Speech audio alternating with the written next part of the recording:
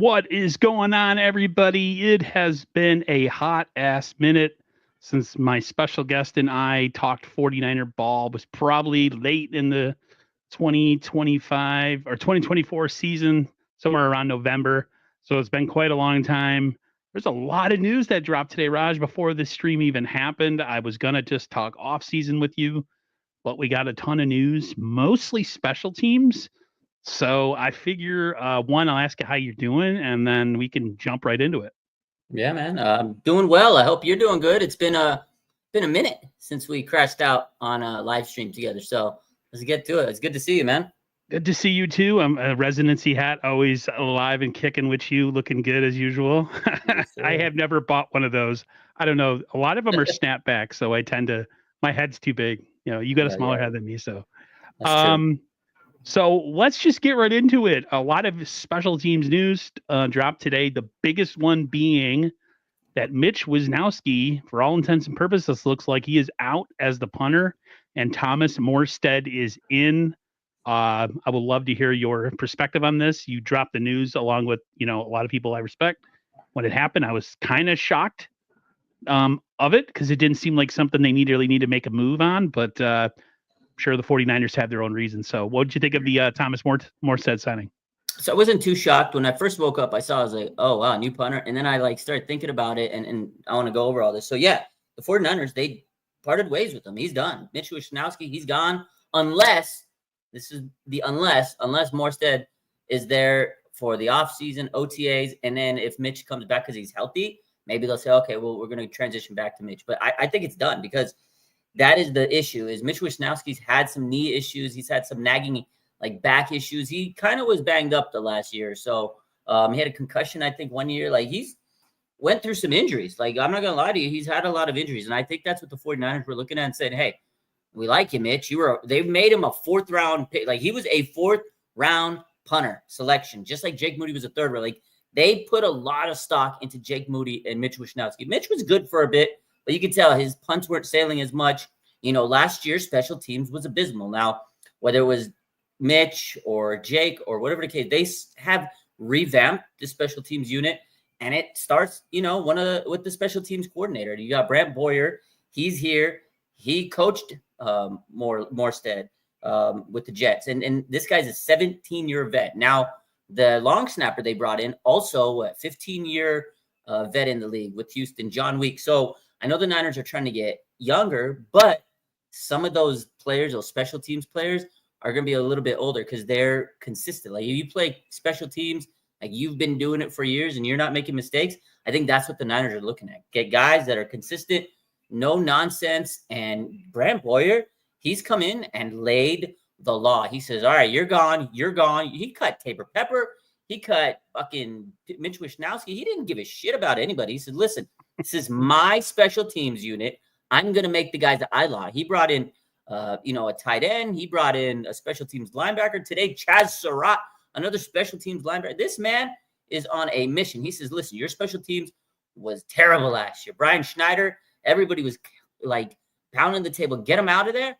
And that's what he did. They got rid of Brian Schneider, and Kyle Shanahan, Robert Saleh said, here, fix the special teams. And they really have made an emphasis on special teams. In free agency, pretty much all their signings were special teams players. And today, that was the emphasis. Boom, here we go.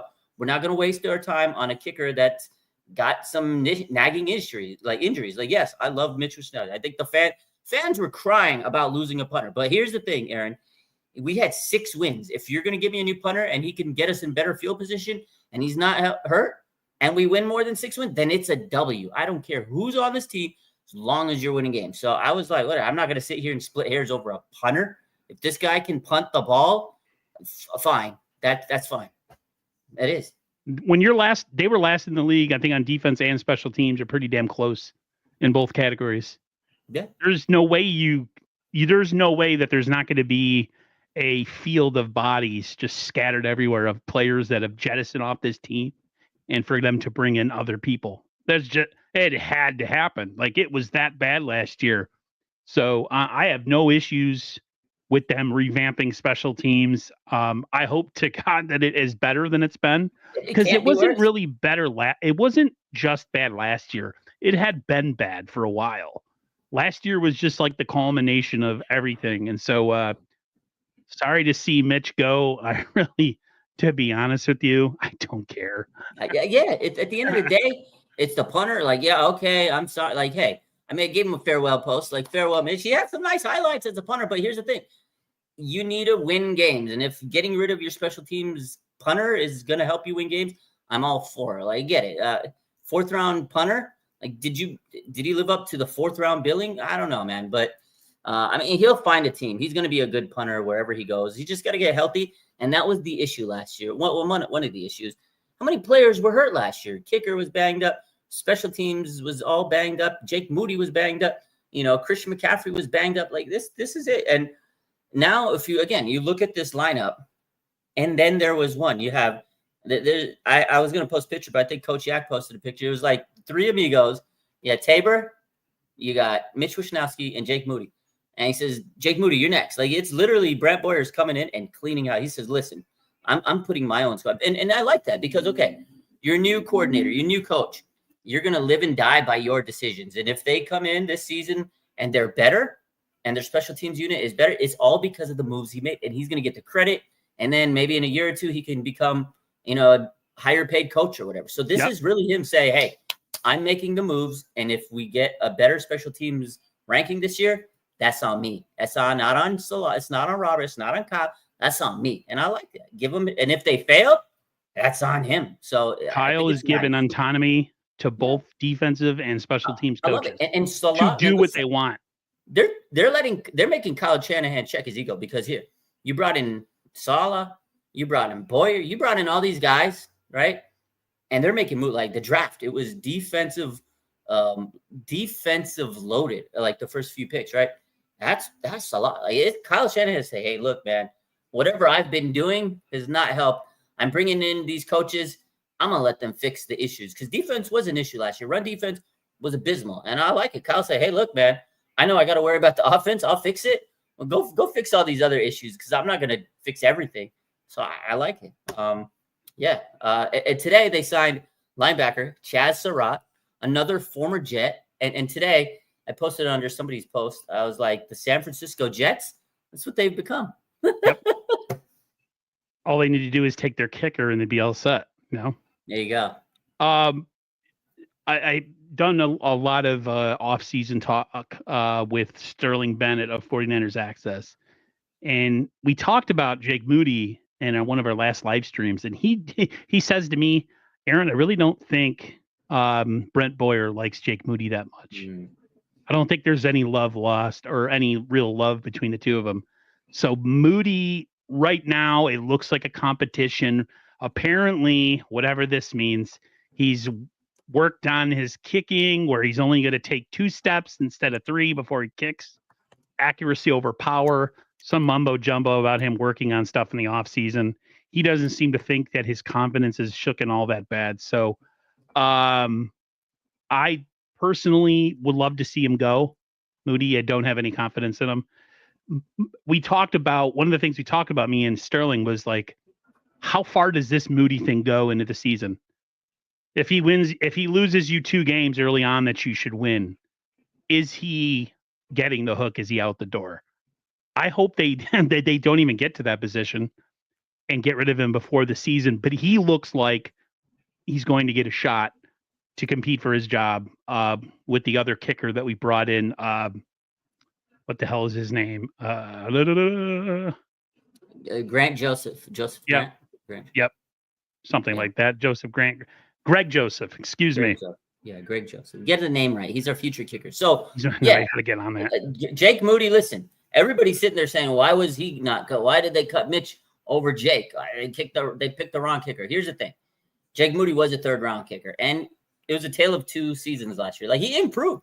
That Super Bowl, he kicked that nasty long kick that was it was a record for a minute until it got broken pretty quick. But Jake Moody improved the second year. Let's be honest, right? 13 out of 14. Like, he was cooking, and then he got injured, and then he came back, and then mentally he was like shattered. And that's the thing with Jake. Very mentally fragile, and he had a lot of pressure coming into the league. We've talked about it before, but I think because this is a sensitive subject, Kyle doesn't want to take the L on this. So again, he will take a lot of heat if they get this pick around. Like, everybody wants him cut, but they're going to give him the benefit of the doubt. And I think Brandt's like, hey, look, he probably was ready to get rid of him initially, but Kyle said, hey, we're going to bring in a veteran kicker because they know he's a third-round kicker. And there's a lot of pressure. They want to give him that benefit of doubt and say, hey, look, go compete. If he can't beat this geek off the street, this veteran guy that they brought in, the journeyman kicker, he doesn't deserve to be the starting kicker. So they're giving him one more chance. Now, Vic Tarfer, we talked about it yesterday, me and Larry, that he's kind of changed his way. He's like, instead of a 3-step, right, kick, he's taking one away. So he's changing his approach.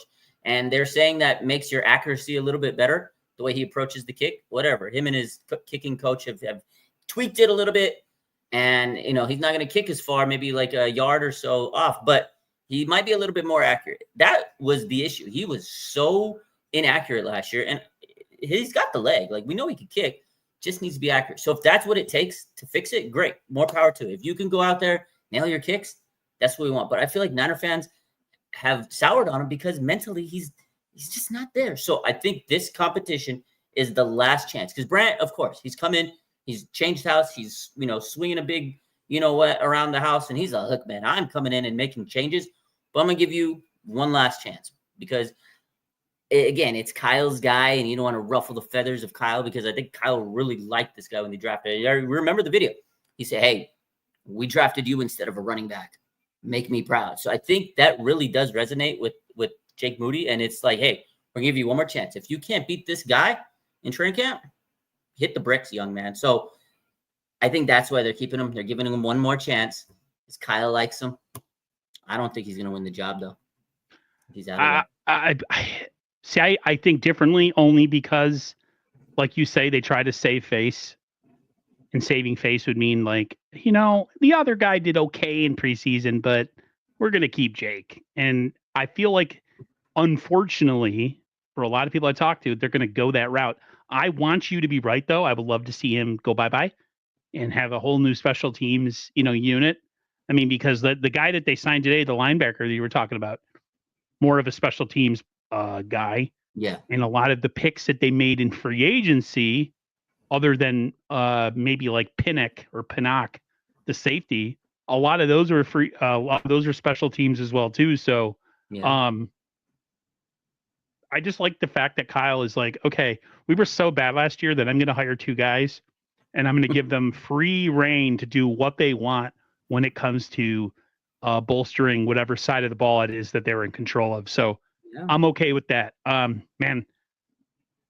Last year was so bad. I'm like, this has been a really long offseason because if we think about it, the offseason kind of came after the Buffalo game. The season was done, right? Yeah, it's been a long offseason. We've had a lot more time to rest. Kyle looks a lot better. He looks like a lot more energy. Like, he has a lot more energy because you're right. They've had a lot more time to recover. Last year, Super Bowl, okay, they lost. They were pissed off at that. They were Super Bowl hangover. And then literally 2 weeks later they had the combine and then free agency starting, and it was boom, here comes minicamp. Like, they were not ready. And then the dark cloud held over them with BA and all the drama. This year, there's no drama. They got all the contract. I haven't talked to you about this. How do you feel about all the contracts are taken care of? There's no drama. No drama, brother. Cap space. They got my boy Brock signed. The icing of the icing of the icing on the cake would be if they, in the middle of the season, extended Jawan Jennings. Oh yeah, that could be the move. Honestly though, if I'm Jawan, I want to prove myself. I want to go out there, earn a bigger, because wide receiver market's crazy. If he goes out there, has a 1,000-yard receiving season, I think he might price himself out of the Niners. Which I want him to stay, but if I'm Jawan Jennings, I'm gonna go out there and have the season of my life and go get paid Christian Kirk money. Like, somebody might throw $20 million at him, which he does. If he does that this year, deserves it, bro. He's not a real fast guy, but he's a really, really dependable guy.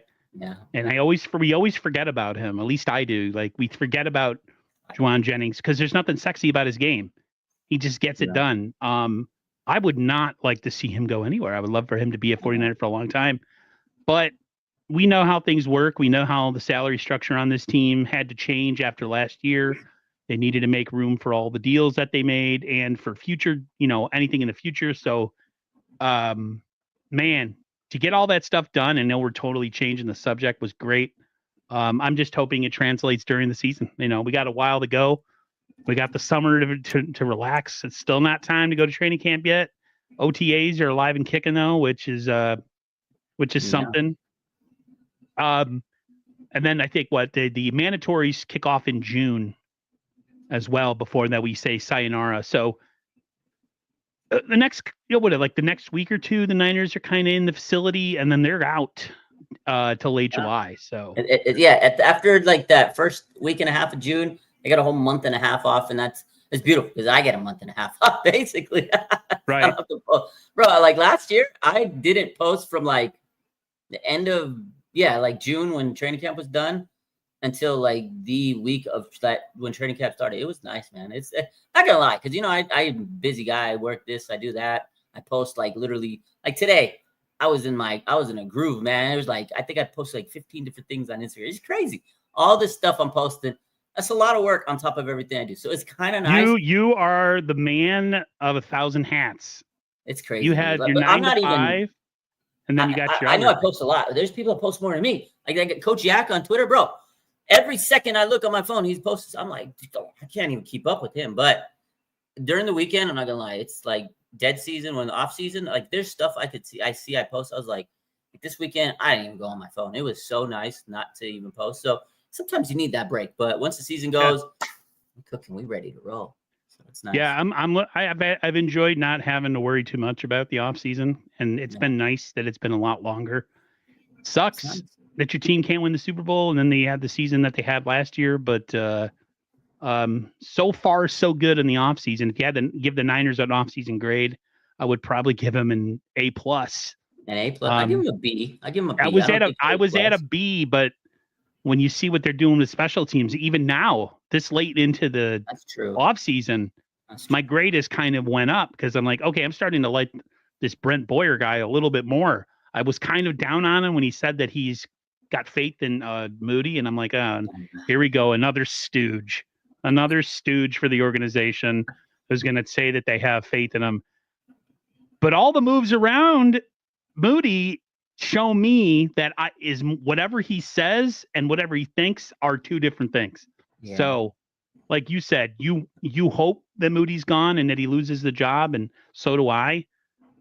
Personally, he has to really fall on his face. He's got to really, he's got to mess up bad to lose this job. But I that's what I'm saying. If you can't win this competition, you don't deserve to be the kicker. And that's it. And I like that they're going to push him, because if you're going to keep a guy, make him work. Like it's like the quarterback, right? A couple years back, you go get a good quarterback to push, your starter, because you might not think he's ready. That's what people do.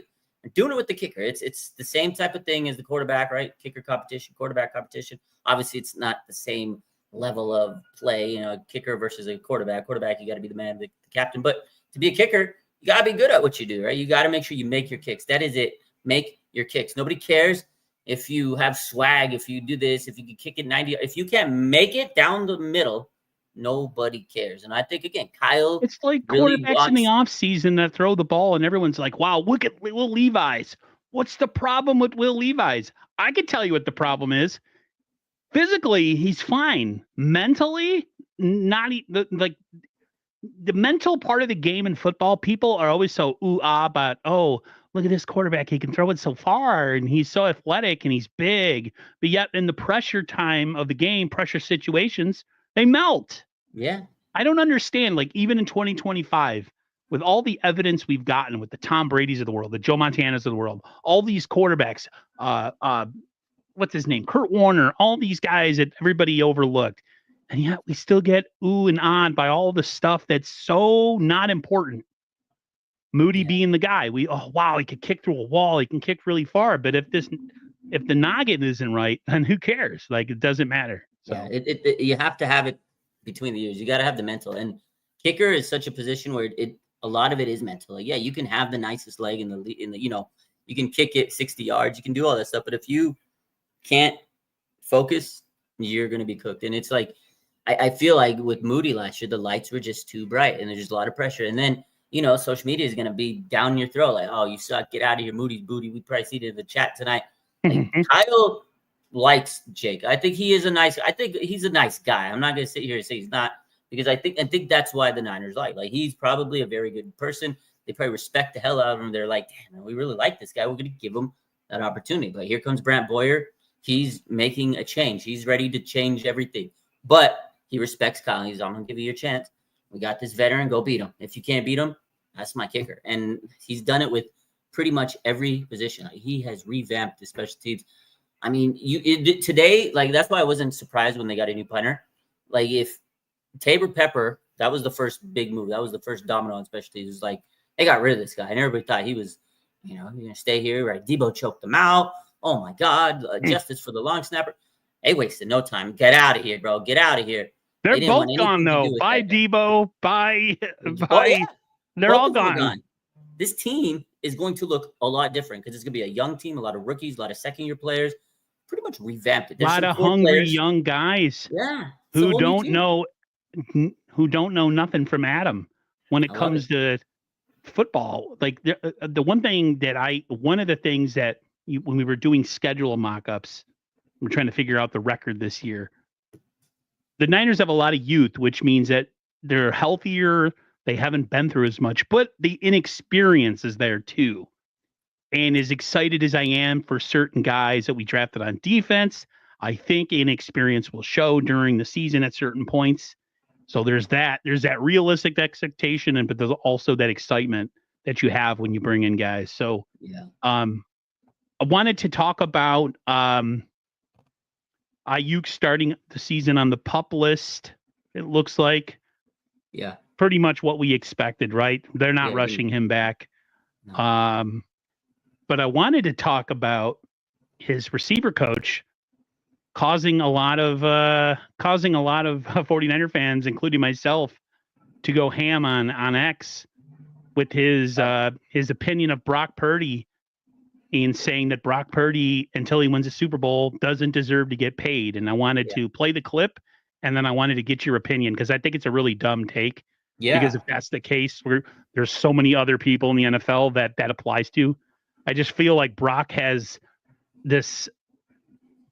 Brock Purdy gets so much unfair hate for absolutely no reason, and I don't know what it is. So let me play the clip. Yes, sir. I believe they did overpay for Brock Purdy. I would have given Brock Purdy $47 million a year. That would have been the most I'm giving him. We needed you last year.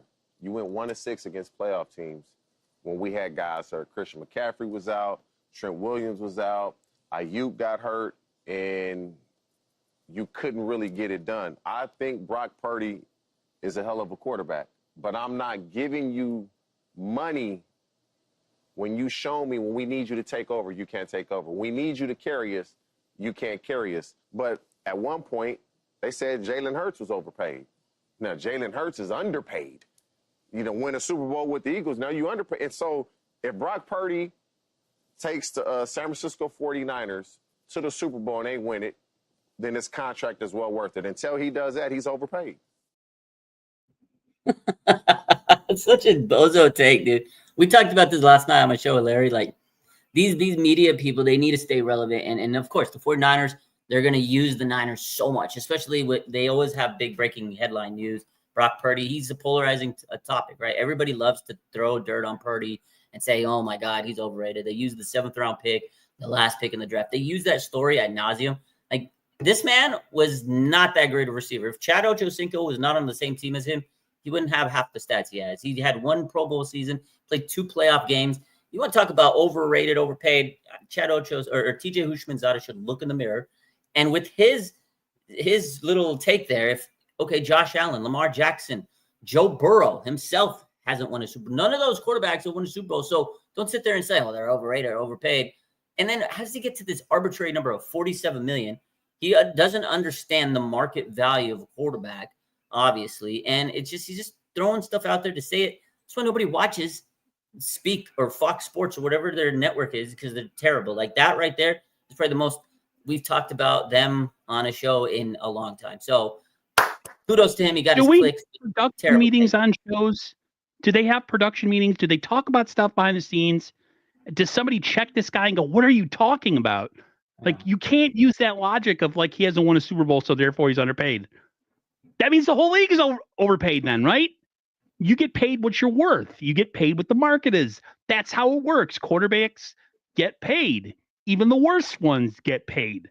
What I don't understand, man, to give a microphone to so many unqualified idiots on television. Seriously, If that's the case, I could take my sorry ass and go on television and I can make takes and I can make $2 million a year. I mean, it doesn't seem like you need to have any type of college education or any type of higher learning. You just go on there, say dumb stuff. And what's funny, like you said, he was a 7th round pick. What did TJ Houshmandzadeh do in the NFL that was noteworthy? I know, right? He was decent for Bengals, but again, he had Chad Ochocinco as his running mate, and it made him get single coverage all day. So of course you're going to look good. And again, one Pro Bowl. Like, I'm not going to sit here and say I could do better because again, a lot of these players, they retire and then they become analysts, or I'm going to use that word loosely, or podcasters and stuff. And that's what it is. They go and play, so they think they're an expert in the league. I'm not saying I'm an expert, but come on, that's a brain dead take to sit there and say, oh, I didn't win a Super Bowl. You know how many quarterbacks have won a Super Bowl in this league? Dan Marino never won a Super Bowl. He's one of the best quarterbacks. Jim Kelly never won a Super Bowl. Warren Moon never won a Super Bowl. Yeah, it's a brain dead. There was a lot of good quarterbacks that played when Joe Montana played. They're all in the Hall of Fame. They don't deserve to be there because they didn't win a Super Bowl. The Super Bowl is kind of like the top of the mountaintop, and it's difficult to do. I think Purdy got paid exactly what he does. Oh, go ahead. He got paid what he did. Real quick, do you know who did win a Super Bowl? Brad Johnson has won a Super Bowl. Trent Dilfer. Like, there's some quarterbacks that won despite they weren't elite. They were good enough to lead a team. They're good game managers, but they had a great team around them. Sometimes it's not just about the quarterback. I think nowadays, the way modern sports is, everybody thinks the quarterback is like the creme de la creme. And I think the way the game has evolved with the passing and stuff, of course, you need a big, elite, deep, great arm quarterback, and that's what they look at. But there's been Super Bowl champions that have had terrible quarterbacks. Like, I'm not going to lie to you. There's been some really bad quarterbacks or average or mediocre quarterbacks, right, that have won Super Bowls. And there's some examples there. And I'm sitting there looking at this man. And he's like, Brock Purdy's overrated until he wins a Super Bowl. That means over half the league is probably overrated in his case. So it's just a bad take. But these teams, these players, they don't really understand the game. I think you're right. They don't have someone that has a production. They need to have a production meeting and say, hey, look, this is what the Niners are doing. This is their defense. Because then he says their defense was good or whatnot and saved them. Defense was horrible last year. And then he rattled out all the players that were missing. Well, Trent Williams wasn't there. Well, CMC. Don't you think that impacted Brock Purdy last year? Like, those guys are supposed to be there. If Joe Burrow didn't have Jamar Chase, he's probably not putting up his numbers now. What was the statistic last year? They gave the total touchdowns of players who missed time last year. It was Brandon Ayuk, Christian McCaffrey, and I forgot the other player, and they were like a combined 30-something touchdowns. It was missing from the offense last year. Yeah. Well, go ahead. No, go ahead. There's very few quarterbacks in the NFL that you could say can carry a team, correct? Yeah. Lamar, Josh Allen, Patrick Mahomes, Joe Mahomes.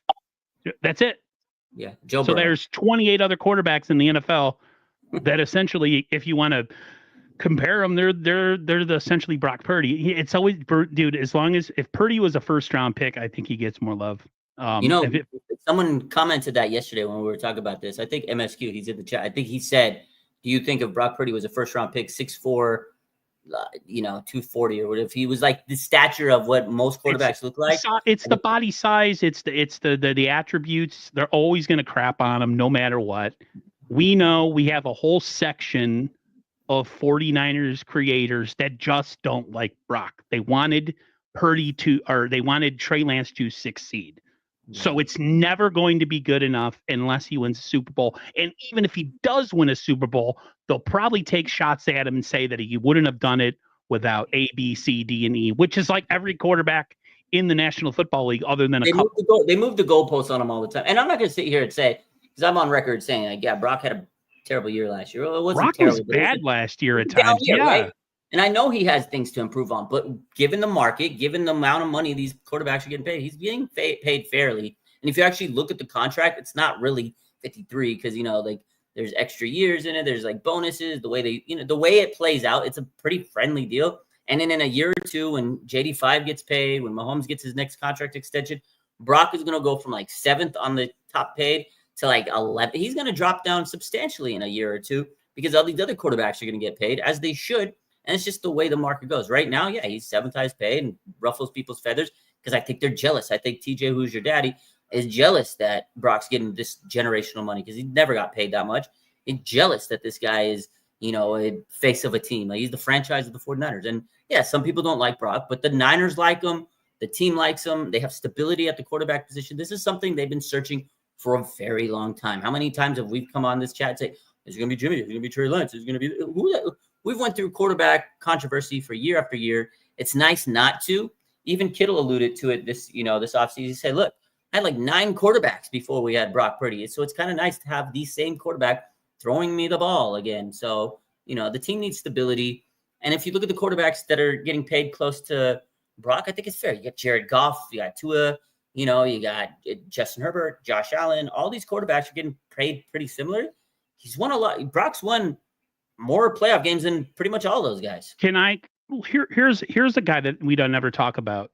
If you want to say somebody's undeserving who's never won a Super Bowl, what has Kirk Cousins ever done in the National Football League except put up stupid stats? He hasn't done anything.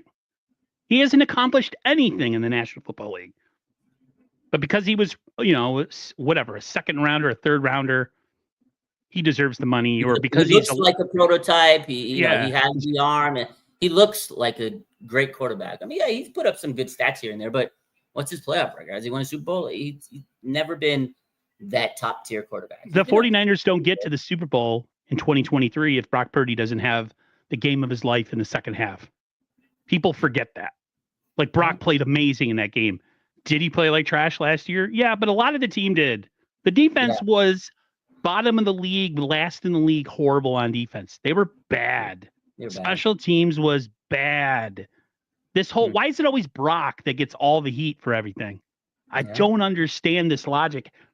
I'll tell you, it's the misery merchant, like grifter type people that just, the negative content, man. It's like people, because it does what it's doing right now. It's stirring me up. It's getting me mad. Like, that's what people go for, and people are attracted to that sort of thing. So I love it. And like I said, the Niners are always at the hot of, like, they're at the top, like, trending topic. They're always like the big ticket to people want to talk about the 49ers. And again, they always have the juiciest stories. They have like a lot of star players.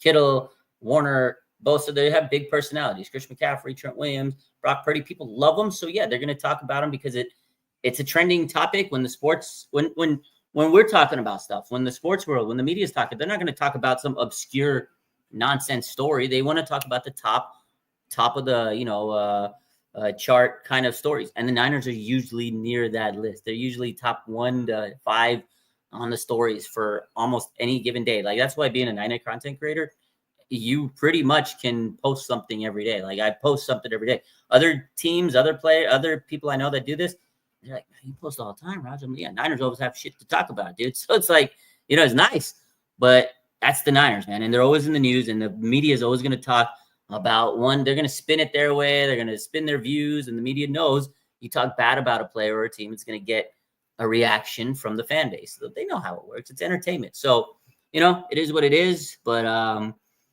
again, 49ers, they know that these media people and all these, it's fuel for their fire, and they use it to kind of push an agenda of saying, "Hey, look, we got our team doubting us, or we got TJ Houshmandzadeh doubting us, or Puka's doubting me," So it's going to be a receipt, and ultimately it's going to motivate them. So Puka talking that's a wild one to me. Yeah, like, what? Wild. You don't think he deserves it? What? Okay. It's weird. Like, okay, TJ is one thing because he's on a network now. He's not a player anymore. So I guess he could talk about another man's pocketbook. But Puka's a current player. I mean, I know he's a rival. He's a really good player, though, so I can't get too mad about it. But yeah. But why are you talking about another man's paycheck? It's not like me going, "Oh man, Aaron, he's only making just much money. I can't believe he's only making," like, that's crazy to sit there and like throw another man's like financial business out in there. If someone, it was weird that they asked them in the first place, but yeah, I would say, hey, whatever the market is, pay him, But this man went out of his way to say, he shouldn't get paid 50. It's going to cripple the team. He's going To me, keep It's it on the crazy. court. Yeah. Keep your takes. My takes. I have takes against people that I don't like that do media. I keep it on the field. I never talk about their personals. I just go. I keep it directly about keep it on the like field. I Just don't don't like take- your takes. Your takes suck. Yeah. I think you're a grifter. You know, that's just me. But that's how I work. I wanted to ask about this guy because I have no idea about him until I saw in the news. It said the 49ers have officially named former Jaguars assistant GM Ethan Waugh the title of personnel executive. Yes, sir. Was he here before? Yeah, I pulled it up. Okay. Yeah, so Ethan Waugh, personnel executive. So he's part of the front office. So he's actually on his 19th season with the 49ers, believe it or not. This is the first time he's been with the 49ers since 2021, where he used to be the vice president of player personnel. So prior to rejoining the 49ers today, he served as the Jaguars assistant general manager for 3 seasons, 2022 to 2024. So he basically was assisting Trent Baalke, right? He helped oversee all aspects of player personnel department, team construction through contract negotiations, daily roster moves, free agency, the draft process, and coaching hires. So he was a pretty big part of that front office. So the 49ers are now bringing him back in like a personnel role. I'm sure it's going to be very similar to what he did in Jacksonville. I'm guessing it's almost the same as an assistant general manager because Adam Peters left last year to be the general manager of the Washington. So they kind of need another like assistant. So it's probably a guy that's going to help John Lynch in doing basically all those tasks, right? Player personnel department, contract. He's probably going to help Parag. He's going to help the whole front office. They need another guy. They need an assistant. They need a guy to go, hey, here's some water, John. What else do you need? You want me to go do a Starbucks run for you, Kyle? And then John, come back. Do you need your feet groomed? Do you want me to run a bath for you? Like, what are you? Yeah. And then he's going to come back and we got some contracts to do. Let me call Brock Purdy. Yo, Brock, I need you to pick up this check. You got your workout bonus. Hey, Bosa, are you going to work out so you get your bonus? He's the front office player personnel guy extraordinaire. He's been with the 49ers now entering his 19th season. He's been with them for a long time. Speaking of Bosa, boy, did we dodge a bullet with Joey. We all wanted him. We all wanted him, including myself. Yeah. I didn't want him like crazily, like, I know his worth. I know he's been injured a lot. Oops. Well, he's hurt. He gone. I don't know how you get hurt in the offs. Dude, I've never understood how guys get hurt at OTAs.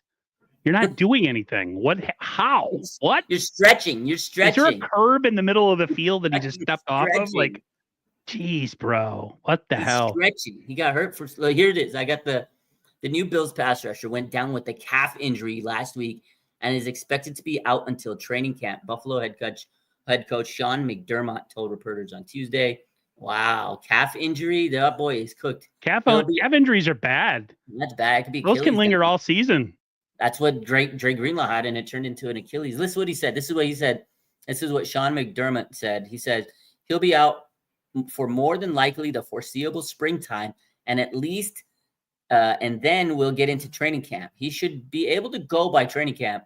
Understand it just happened late last week, so we're still kind of exploratory phase on what that's going to mean. That means he's fucking cooked. Dude, if we would have got this guy, can you imagine? The Niner fans would have been disgusted. See, that's when the people that grift, that's when that's when I'm okay with what they're doing because we had it coming. If we would have pushed for this guy and then he would have gotten hurt, and then people would have been like, "Oh, see, everybody wanted him." So we dodged a bullet with that. Some topics I wanted to.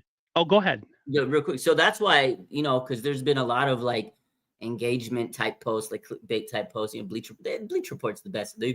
49ers are looking into getting Julian Black, or they should try and get Jadeveon Clowney. Like those types of moves, those types of picks.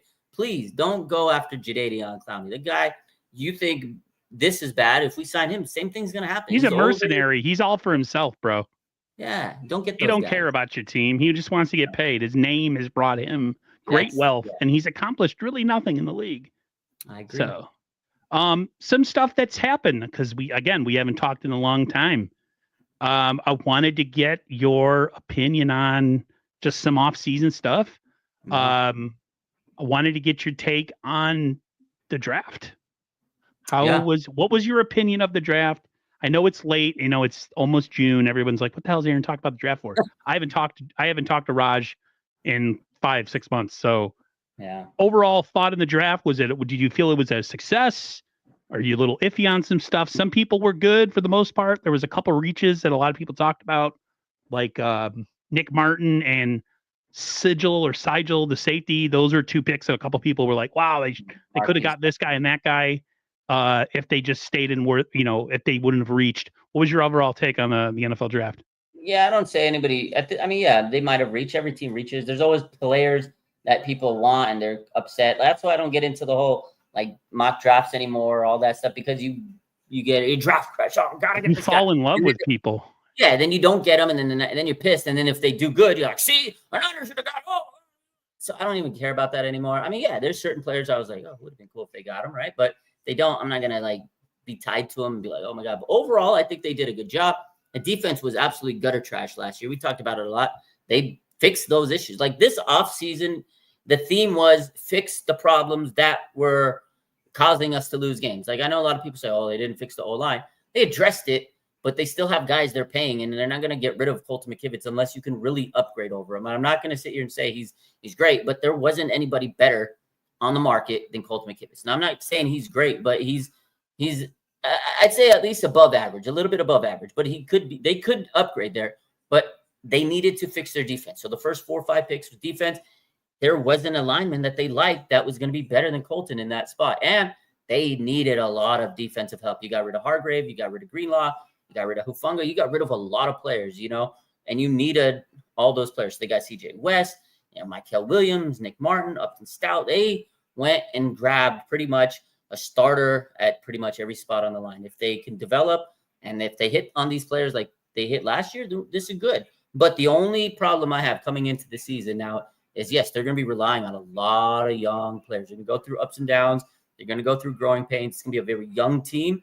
And there might be games where we lose that we think they're going to win because they might have made a mistake here. They're going to go through rookie mistakes. So that is my only concern. But I was very excited overall on what they drafted because, I mean, this defense, how many times do we sit here and talk after a game like, oh, my God, they could have stopped the run. Oh, my God, they couldn't get off the quarterback. I'm very, very, very happy with the defensive players they picked. I love Nick Martin. CJ West looks like he's going to be a dog. Everybody pretty much looks like they can be good, but we got to see them play on the field. I feel like the running back they got, I'm intrigued by him. And overall, I think they did a good job. But, again, relying on a lot of young players, it's a gamble, but everything in the NFL is a gamble. So if these guys pan out, we're going to be singing their praises. If they don't, we're going to be pissed off again next offseason. So, I mean, at the end of the day, they addressed the issues at hand, right? You got a new defensive coordinator. You got a new special teams coordinator. You fixed the special teams like we talked about. You added a revamped defensive line, right? You paid all your players. There's no drama. So really, they've done everything they possibly could, except the only one thing that they haven't really did, we talked about, was cut Jake Moody, but there's that still that possibility. And then they didn't revamp the O-line like everybody wanted to, but they did get a potential starter, Connor Colby. I'm pretty intrigued by him. And they added like 2 or 3 tackles through free agency. Now, again, Colton's going to start. Trent Williams is going to start. They got a swing tackle, and I think that right there was huge because you lost Jalen Moore last year. So overall, again, I say B overall this offseason. I think they did pretty well. Do I still want him on the 49ers? I thought it would have been cool to have him, but I knew what he was. I wasn't having him come here thinking he's going to be a 15 sack, a year guy. My biggest fear, and I've kind of been up and down with this, and I've kind of been hot and cold with this, is I get why the 49ers did what they did in gutting the roster. I mean, Drake Greenlaw, he even got hurt. He signed with Denver. He's already hurt, right? Hufanga had really one great year, and other than that, he was inconsistently in and out of the lineup. My fear, especially with them letting go of Leonard Floyd, and I forget the other defensive lineman, they've set themselves up to really, really, really be dependent on all these rookies. Yeah. There's no real veteran presence on the defensive line other than Nick Bosa. Yeah. And so there was that talk, like a lot of people are like, oh, the Niners didn't sign anybody in free agency. They were dying, dollar store shopping. And, to a certain extent, maybe people were right, but a lot of the names, like you said, free agency were mostly special teams. I wouldn't be against signing a free agent on the defensive line come training camp-ish time. If they decide to bring in somebody at least just for depth, that they don't have a ton of depth on the D-line. They don't really have a ton of depth anywhere on defense. That's what the scary part is. And then you got Malik Mustafa. He's going to be out for a while. So I'm hoping they can stay healthy and they have this young nucleus come into next season and maybe rekindle some sort of 2019 thing that happened where there was a lot of unknowns on that defense. But we did bring in, of course, D Ford. The Niners have a lot of questions. We don't know what Nick, oh my God, his name just escaping. Nick Martin's going to be. Yeah, I like him. I think if he's healthy, he could be Dre Greenlaw's replacement. Like, he really can. He's explosive. But you're right. We don't know what any of these rookies are. But I'll tell you this. I know they try to get younger, and they didn't want to spend too much money in free agency. They're trying to fix, the cap space, all that stuff. They've kind of done that now that they've extended the contracts to Kittle and Warner. Their cap space is back. But this is what I think the Niners are probably going to do. Like, okay, we got these young players. They know they're going to hit a rookie wall at some point. They know they're going to go through ups and downs. I feel like mid-season, I think also, too, like you said, maybe during training camp, they always add a veteran, maybe a safety. They did it with Gibson a couple years back, and that paid out, right? That was one of the best moves they made in a long time, Tyshawn Gibson, yeah. That was great. So the fact of the matter is, right now, safety is kind of a question mark. So if you go into camp and you're like, well, we need a veteran, they'll do it, right? Because they do have the rookie, right, that we talked about, Marquise Seigel. I don't know what we're going to get out of him. Jair Brown, I don't know what we're going to get out of him. Malik Mustafa, we don't know when he's come back. So if they really need a safety, they'll go and sign one. And then they did bring in, like, Richie Grant. They brought in some guys, but are they going to be able to, like, be starter quality? I don't know. They'll go get a guy. But mid-season, this is what I think is going to happen. The Niners are going to say, okay, we got this young defense.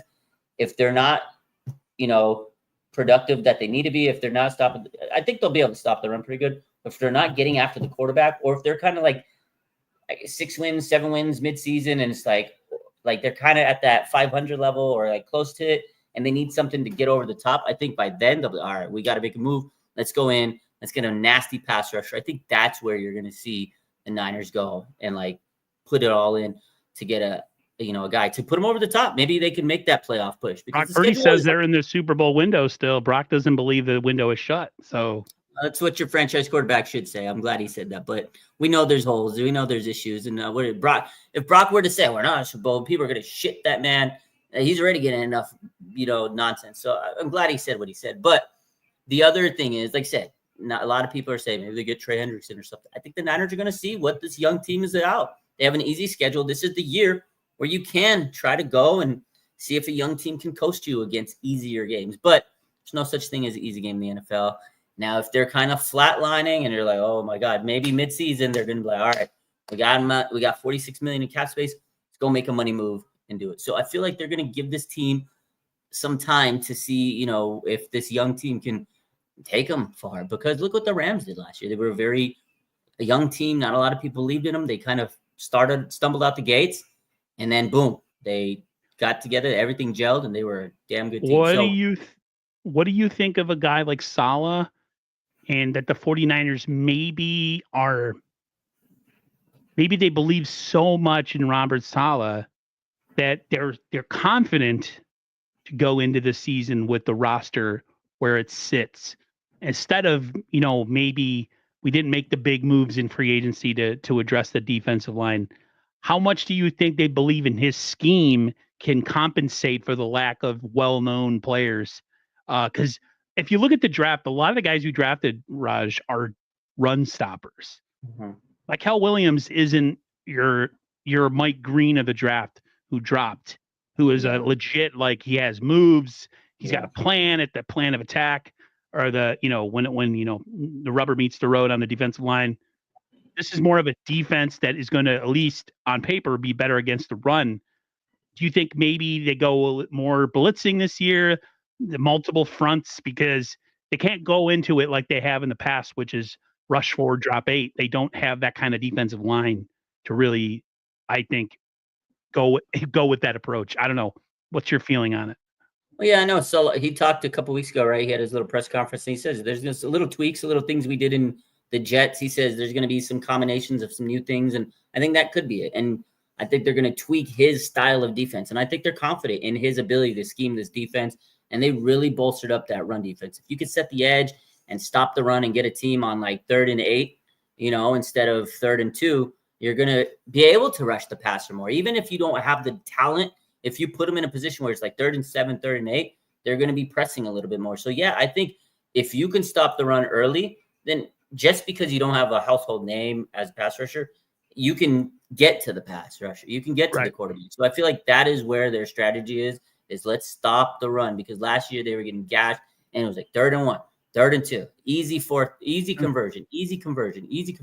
So if they can get it to a 3rd and long situation, it's going to make their life a lot easier. So I feel like that's kind of where they're coming from. I think they 100% believe in Salah. It's just like Kyle, right? He kind of schemes the offense up, and sometimes he makes players look better than they are because of his scheming. Like, I know people give Kyle a lot of crap, but he is good at scheming, right? And I think that's why they like Robert, because he's good at the defensive side of it, scheming. If you look at it, they got basically 2 head coaches on this team now. You got a defensive guy who was a head coach. You got an offensive guy who was a head coach. So it's like you have 2 head coaches now, and one guy can coach the defense. Kyle can focus on the defense, because I feel like Kyle had to do a lot more when he didn't have good defense coordinators, especially last year. Nick Sorensen was an absolute joke, and Kyle was frustrated over his head having to do everything, which I'm sure he can. That's what a head coach is supposed to do. But if you have a good coordinator, it makes your life easier. And Kyle put a lot on his plate. So I think that is going to help them. And I think that is why he was like, okay, let's get your guys. Just like we talked about special teams, Brant Boyer brought in his guys. Robert brings in his guys. This is his defense, the guys he wants to mold. And if they fail, it's on him. If they succeed, it's on him. And he knows if this defense looks good and it's better than last year, they can get a head coach job. Or maybe they promote him if Kyle leaves or whatever. Who knows what's going to happen? But at the end of the day, the Niners are putting their coaches in a position to sink or swim. And hopefully they swim, because we want them to succeed.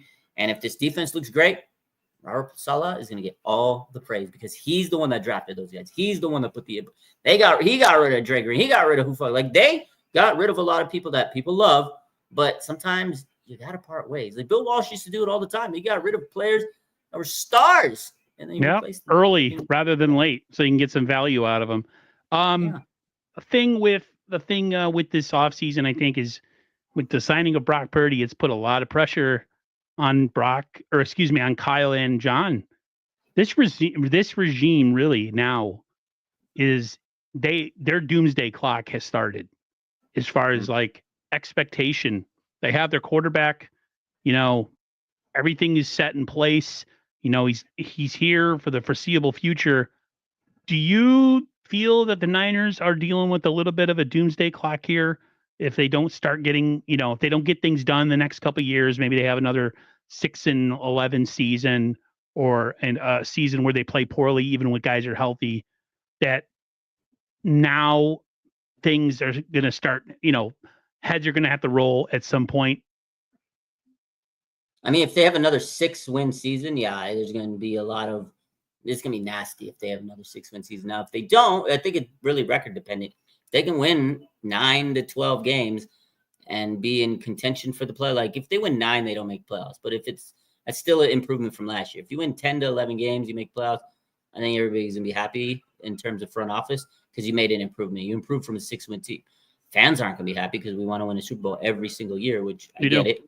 But if you have a repeat of 6 wins or less this season, you got to have some heads to roll. Now, I don't know if they will, because you got a young team. Now they have the excuse of, well, we got a young team. So they do have that built in. They do have that excuse, and I hope that's not they got a young team. It'll be better next year. So you got to win more than 6 games this year. Bottom line, if you can't win more than 6 games this year, there's got to be some changes. Yeah, last year was a completely just tragedies galore. There was so many bad things going on last year. I just feel like the 49ers, I feel like there's a doomsday clock. If the next couple of years they're not in contention, or at least in the playoffs, most of the time, I think, you could see a John Lynch lose his job. You could see a coordinator or some front office people get, the boot. I don't want that to happen, but I think when you sign a quarterback to a long-term deal that costs a lot of money, that automatically puts a bullseye on your front office, your coach, and everybody involved. So I think there is a doomsday clock. Hopefully the clock gets reset every year because we're doing really well and we don't have to worry about that. But I do think I do think it's something you have to think about with, you got a new quarterback or you got a quarterback who signed a huge deal. Now go win a Super Bowl or go be a competitive team every year, get to the conference championship game. Like that's the expectation. Anything less than that, to me is a failure. So hopefully that's not the case. Real quick, there's a question. There's a comment. Chris says, Raj, not true. There have been a few teams who didn't have 10 wins and still made the playoffs. Yeah, obviously, but those were also teams that played in like really bad divisions, and 9 wins was like the division winner, right? That 8-9 wins wins you the division. I don't think the Niners in the NFC West, although it's gonna be a dogfight, I don't think 9 wins gets you the NFC West. I feel like if you win 9 wins, you're in the NFC West this year, you're second or third place, and you don't make the playoffs. That's where I'm coming from. I think you have to at least, I think 10 wins is going to get you close to win the NFC West. It's going to be a very competitive division. They all know each other. It's going to be a dogfight. So if you get 10 to 11 wins, I think you can win the NFC West. But yeah, I think if you win 9 games in the NFC West, your chances to make playoffs are kind of slim because there's a lot of NFC, right? You're going to have the Lions. You're going to have the Packers. You're going to have the Rams. You're going to have a lot of teams in the NFC overall that have about 10 to 12 wins. And, 9 wins is going to be a very, very close, cutting it close to get into the playoffs. That's all I'm saying. But you're right. Yeah, I do think, I think the Niners are a wild card team this coming year. I don't think they win the division personally. But you never know. Like, I just feel with the inexperience that they might have a little bit of some up and down play through the year. And maybe, the defense, maybe they have a little bit of a, regression with their youth. But then again, I could be totally wrong. And they coached the hell out of these guys and we're right back in the conference championship game. But the NFC's tough and the Niners have a hard road ahead of them. They have an easy schedule this year. So that's another thing too. I mean, there's no excuse, when you have you literally have a last place schedule.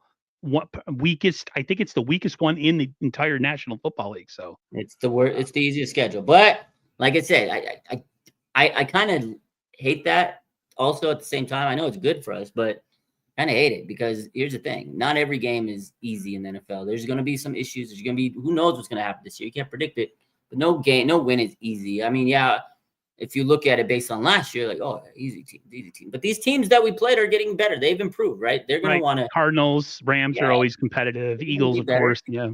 Yeah. Carolina looks like a better team. It's not going to be a walk in the park. And then if we lose these easy games, then we're going to get trashed. Then we're going to become a meme. Niners can't even win these schedule. So I don't like to use that as an easy schedule. I think every game in the NFL is very difficult. Winning in the NFL is not easy. And I think that, don't take any opponent lightly because, yeah, we can sit here and make fun of Cleveland. Now, if the 49ers lose to Cleveland, it's going to be ugly. I'm not saying they will. I'm just saying take every game, with the same amount of energy. You take every, the last game and the last game. And, like I said, don't take teams for granted. You never know what's going to happen because I'm sure the teams that looking at the Niners on their schedule, this team won 6 wins last year. Fucking terrible. But as a Niner fan, we have all this talent on this team. And if they're healthy, they can probably do damage. So don't take these teams lightly because I'm sure they're looking at it like, oh, you're counting me out. You're counting me, Carolina out. They're going to come to play, man. So yeah, especially when you got nothing to lose when you're a team that nobody expects anything. So correct. Raj, it has been awesome. It was a long time coming. Yeah. Don't usually do a ton of off-season stuff, but I had to ask you, and I'm glad you obliged. It was a blast. I would love to do this again in the future, but just wanted to say thanks for coming on to the channel. Everybody who's been active in the chat, thanks a lot. Appreciate it. For you, any of you that popped onto my channel, thanks to Raj. I appreciate it. For the rest of you, thanks for coming, being in the chat, and being active. Everybody have a great rest of your night, wherever you are, and we'll see you on the other side. Peace.